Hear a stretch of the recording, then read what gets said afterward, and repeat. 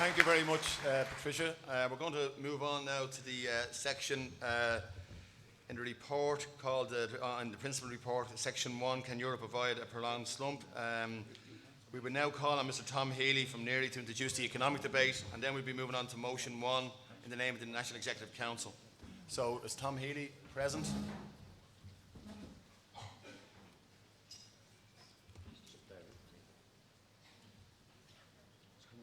Is he? I see Tom, yeah. Tom's not doing a PowerPoint, is he? No.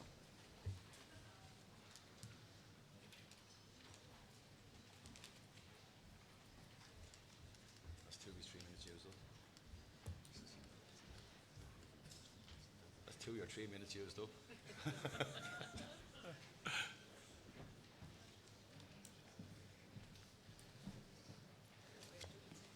Good morning, everybody. And President, I'd like to thank you and the General Secretary and the Executive Council for allowing me a few minutes to introduce this debate, this important debate on the economy.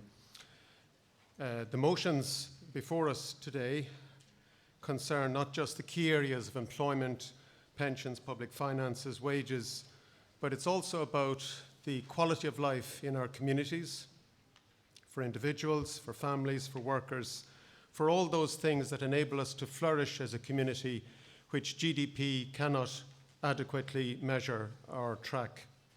A society is more than the sum of individuals or households, and a properly functioning economy is one where people not only have the right, theoretically, to employment, income, public services, but the practical right to participate in decision-making on the production and distribution of goods and services that make those human rights real and meaningful. We are emerging from a lost decade of falling income, public services, diminishing, great uncertainty and instability in the economies of Ireland and Europe.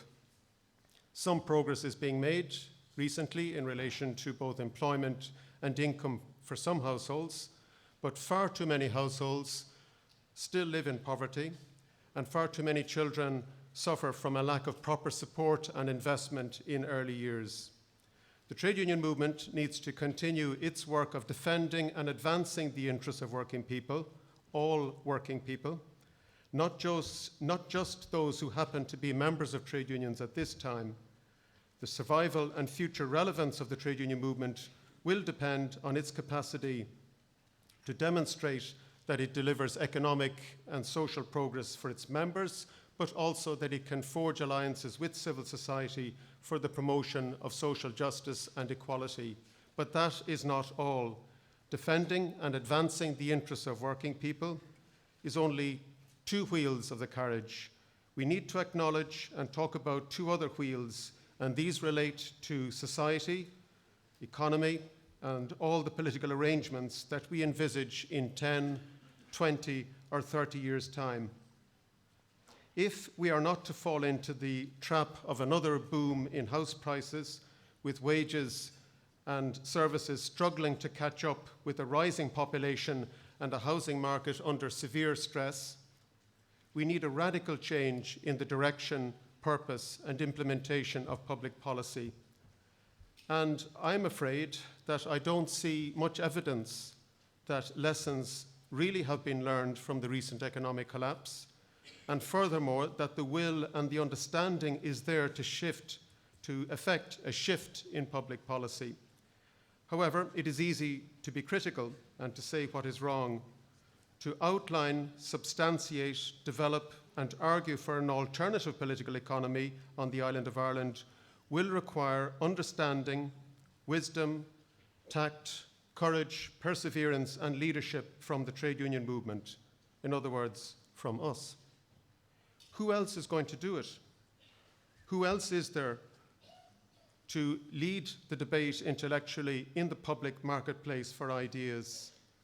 Where else is the potential strength in the numbers and diversity in expertise and involvement in the real economy? What if we are the people we are waiting for to provide this leadership, intellectually, organizationally, and in every other way to effect a fundamental shift in thinking and in behaviour. And what if this shift in thinking and behaviour will involve for us difficult, unpopular, and hard to argue for policies? What if it means arguing for a reform of our taxation system so that the overall level of taxes are adequate to provide services at a European level? Present yourself at a French hospital for non-emergency treatment. The first question you will be asked is, what is your insurance number, your social insurance number? Present yourself in a hospital for non-emergency treatment in this part of the world. The question will be, are you public or private? If you're private, what's your private and health insurance number? And what if it means that arguing for limits to disposable income or pre-tax wages up to €500,000 to begin to reverse the growing economic inequality of recent decades? What if it means for us to argue for a threshold of decency where all workers have a living wage, not just in terms of pay per hour, but in terms of hours per week and income per year and decent conditions of employment, such are outlined in the Congress Charter for Work, North and South? And what if it means that we have to argue for the development of a strong indigenous exporting platform for enterprises, North and South, so that we can wean ourselves gradually off an overdependence on foreign direct investment for exports and for innovation? What if it means that we have to argue for an expanded and more dynamic state enterprise sector and more effective participation and partnership amongst various agencies in the world of research, higher education, private enterprise? What if it means establishing a proper state development bank as proposed in Motion 5 from the Irish Banking Officials Association, which we will be considering later this morning? And what if it means that we have to move towards a common consolidated corporate base in Europe, where regions and countries can no longer free ride and dump on others in a bid to attract investment, but ultimately deprive citizens, whether in Limerick, Limavady or Lesotho, the essential public services needed in a civilized society and for which corporations should pay their fair share of taxation?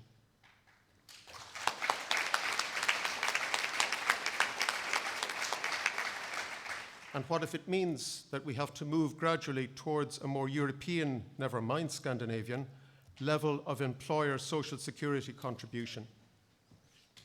What if it means arguing that workers are better if their growth in wages is balanced by a growth in the social wage?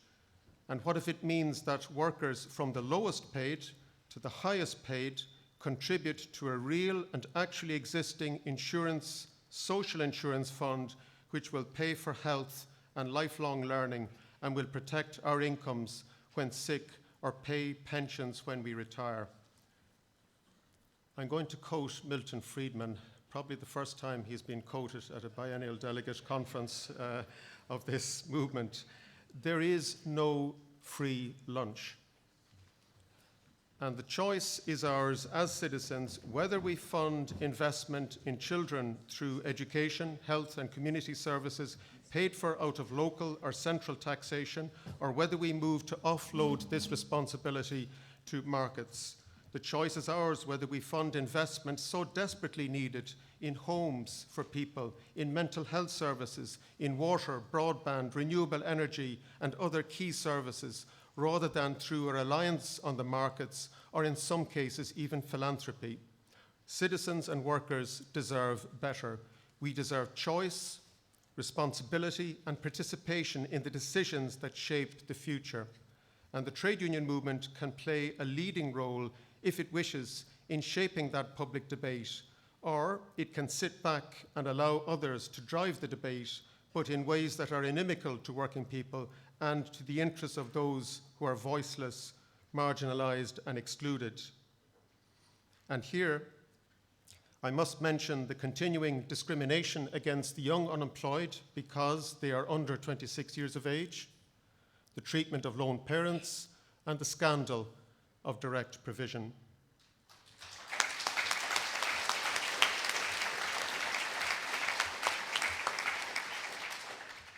We know that the debate on the direction of public policy in Ireland, the UK and Europe has been hijacked by forces and ideologies that risk the peace, coherence and very survival of a democratic, liberal and social market economy. These forces will not stop until most public assets have been put up for sale, until wages have been driven down and employment conditions restructured and flexibilized to the point of surrender, and until spending and taxation have been reduced to pre-World War II levels as a percentage of GDP. The Irish and British governments lead the way in cutting back on the state and the share of public spending in GDP or GNP. The rest of Europe is urged to follow this example. Following the historic events of recent days, we need to stand in solidarity with the people of Europe for a reversal in the disastrous policies of fiscal austerity, privatization and wage cutting. Rights of collective bargaining, defended by the Greek government as part of their negotiations, to which there has been very little attention given. We've heard only about VAT and corporate tax and such measures, but the right to collective bargaining has been a key red line issue for the new Greek government. This needs to be strengthened and coordinated through a policy of investment and wage-led recovery across Europe, and a strategic programme of investment in renewable energy needs to be central to European policy making. New hope and courage has been created as a result of the resounding articulation of the democratic voice of the Greek people last Sunday. And we should be pressing home the message that public debt is not sustainable for the Greeks and it's not sustainable for the Irish.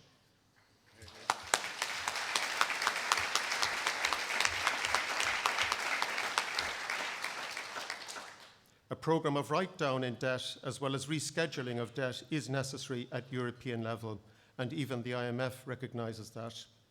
Also, we need to focus much more on the problem of private household debt, where many people and many small and medium-sized enterprises are crippled by unsustainable levels of debt.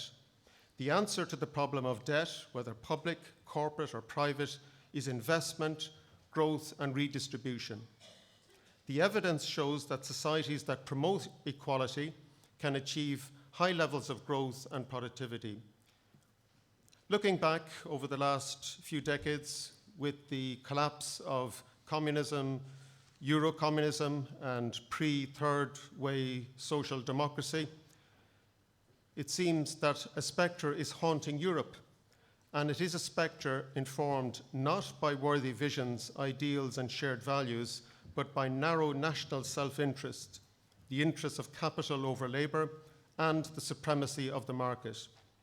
Europe seems to be less and less democratic, less and less social, and for that matter, less and less liberal, and its modus operandi has become more that of fear, intimidation, and a false pragmatism. I take some hope and inspiration from the poem of Liam McQuisteen, engraved on the walls of the Garden of Remembrance in Parnell Square, Dublin, written in English, French, and Irish. Maybe Dublin City Council could put up a Greek version of it.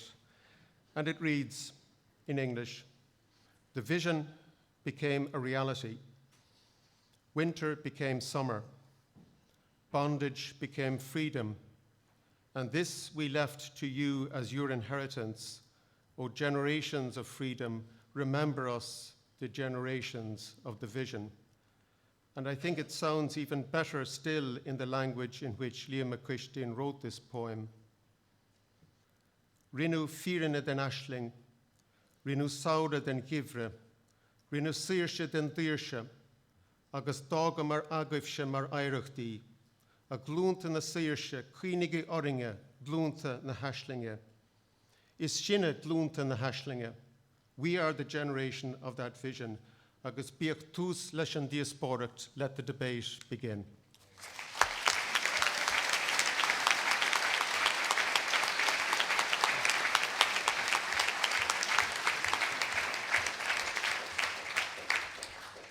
Thank you, Tom, for that very insightful presentation and much food for thought. We're now going to move on to motions. Motion 1, the economy in the name of the National Executive Council. Call on Jack O'Connor to move motion 1 on behalf of the National Executive Council. President, delegates, good morning. Jack O'Connor, SIP2, moving motion number 1 in the name of the Executive Council. You might have noticed, delegates, that the Irish Times are currently running a series on precarious work. And in yesterday's article, it was entitled Precarious Work, Sections Where the Only Permanent Thing is Insecurity. And that article very helpfully included at the bottom a table which demonstrated that we are now the economy in the OECD that is second only to the United States of America in terms of the proportion of our workforce which are on what is statistically regarded as low pay. But there's only one thing that I might say that the article possibly, or the series possibly, understates the scale of the problem, because precarious work is no longer restricted to certain categories of people on the periphery of the labour force.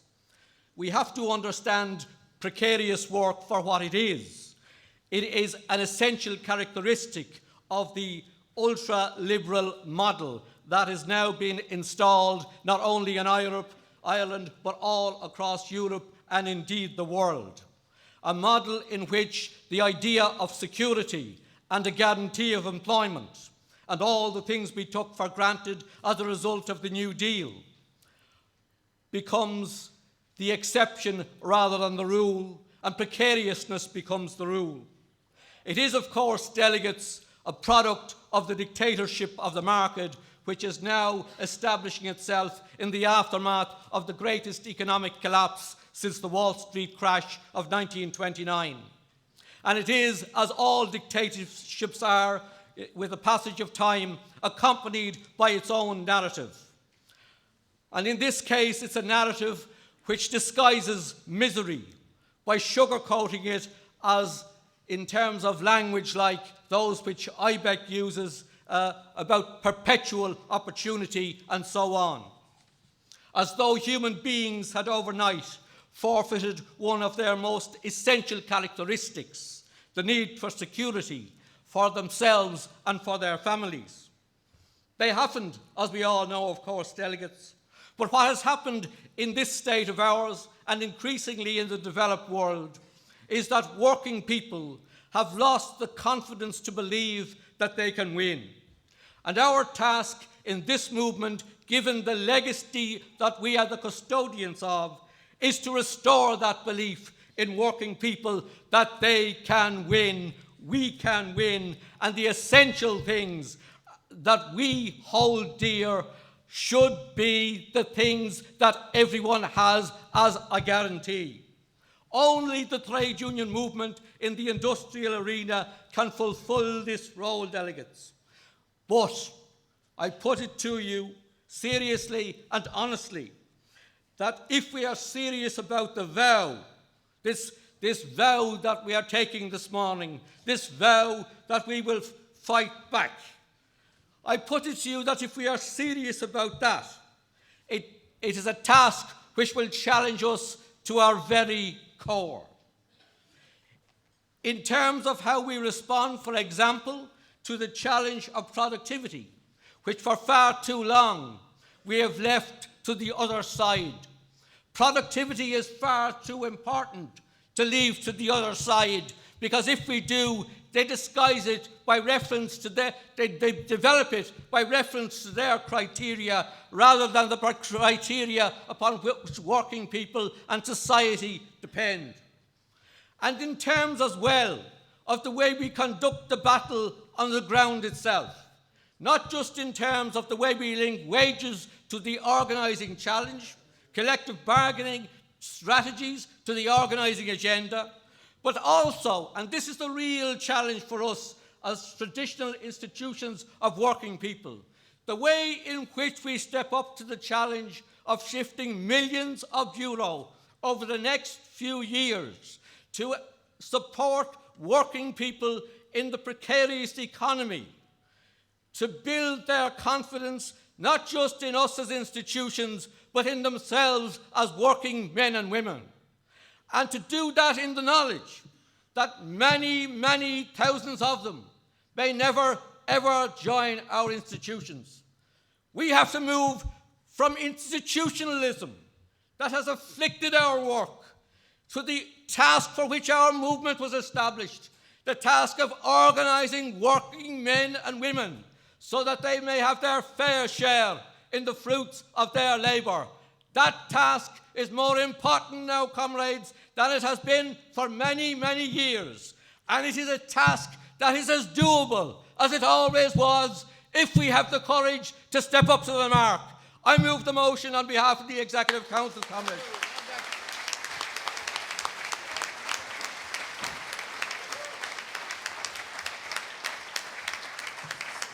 Second motion. Fair play, Jack. Whew. Right, I'm going to bring it down a tone here. Because I'm not even going to try and follow that, Jack. Colleagues, Sheila Noonan, INTO. Colleagues, 2 years ago when we were in Belfast, the Irish economy was still in the A&E department of the bailout, and the following December it was transferred to critical and now deemed stable, even if our stability is not guaranteed. But we're still here, as Jack said, and a significant challenge faces us in ensuring that fairness lies in the heart of the policy debate in the post-bailout Ireland and beyond. And it is a significant opportunity, both for Ireland and for the trade union movement, to take that road less travelled in ensuring that the policy drivers of equality are agreed and implemented and must involve fair and proper balance of income, taxation and public services. And with very good reason. The evidence proves that equal societies do better on all measures and that equal societies produce stronger and more sustainable economies. And surprisingly, as Tom has alluded to, the team in the red who give out about the scourge of inequality have been joined by some very unusual advocates. It's now official that the theory of comforting the already well comforted and afflicting the already severely afflicted is a drag on economic growth, and that the historic mantra that taxing high-worth individuals and supporting those in poverty was a recipe for stifling economic growth has been now roundly contested. There is no trade-off between equity and inefficiency. And it must be true, colleagues, because the OECD, the World Bank, the IMF and other international research all agree on the need to reduce economic inequality to safeguard economic prosperity. Now, we're not that foolish to know that they have a vested interest in ensuring that the money that they have lent out will have to be paid back to them, so they do need to protect their loans. But our responsibility is to ensure that we do take that road less travelled in our campaign to ensure decent work and decent public services. And success is important for us, and we must give great credit to unions like John's, our president, this morning, for pushing the decent work agenda. He was right about the public response out there. It does speak to the decency of ordinary Irish people, but it will not be sustained, and we must work very hard to make sure that that campaign is kept to the forefront of the policy debate. The indignity of no work is only marginally diminished by precarious work, and the legacy of low hours and 0 hours and shabby treatment of workers will take huge efforts to eradicate. Everybody needs a pay rise, and the vehicle of the Low Pay Commission can uplift 250,000 workers on low pay towards a living wage. But decent work must be underpinned by decent workers' rights, and each and every one of us must maintain the push that the emerging structures will be a success, and organising, as Jack says, must be central. And we must commend the Cork project that is doing some innovative work in bringing trade unions together in that area to work together collectively in both organising and campaigning. It's a model I think we can all look at. On the decent public services front that Tom Healy so well spoke about, I do think we have referred already to a survey in the Irish Times this morning about precarious work. There was also a survey in the Irish Times, for those of you who read it last week, about Irish attitude to sex. I think we need to ask the Irish Times to do a survey about attitude to tax, the social wage. Taxes are the price we pay for a civilised society. The collective Irish shoulders are sloped with the burden of socialised bank debt.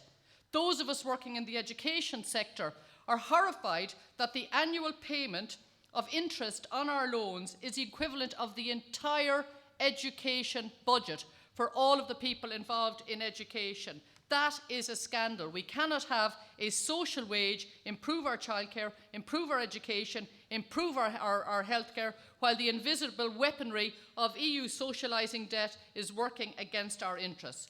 We can do better when we are more equal.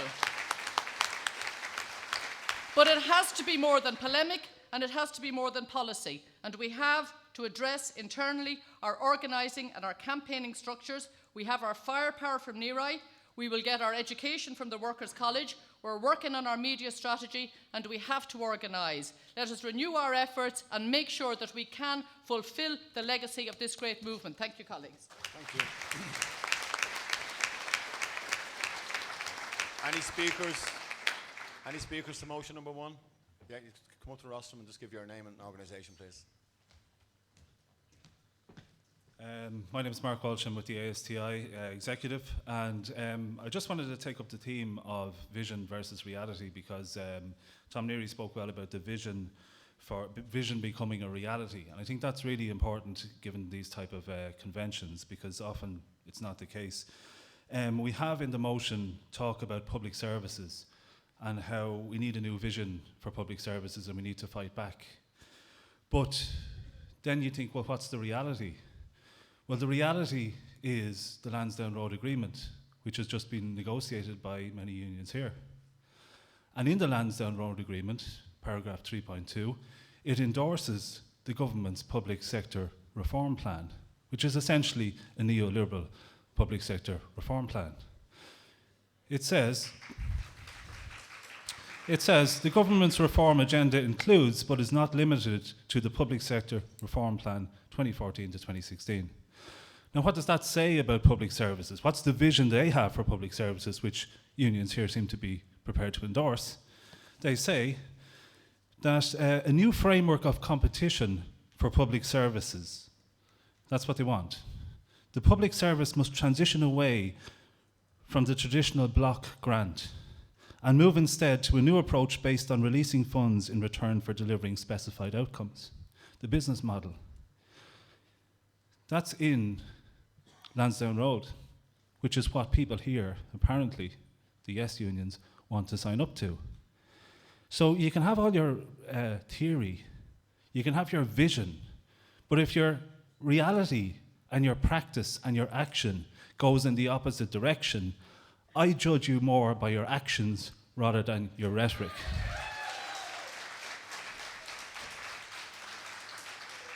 So please spare us talk of all this if we're locked down for the next 3 years inside an agreement where we can't organise, we can't oppose things because they're all locked down in the agreement. So, and then the second point is, coming on to motion 2 in a minute, is wage-led growth. The paltry restoration in the Lansdowne Road Agreement, that's supposed to lead to wage-led growth. Please. The government yesterday, Howland said he would have been liable for 2.2 billion. Instead, what did we get? 500 million. That's just not acceptable. And I think if people are serious about their rhetoric here over the next coming days, they want to start outlining what is the actions they're prepared to take, what is the reality that they're going to follow, and not be constantly caught up in rhetoric, because I'm sure 2 years down the line at the next BDC, it'll be the same rhetoric, but the reality moves on with these public sector agreements. Thanks very much.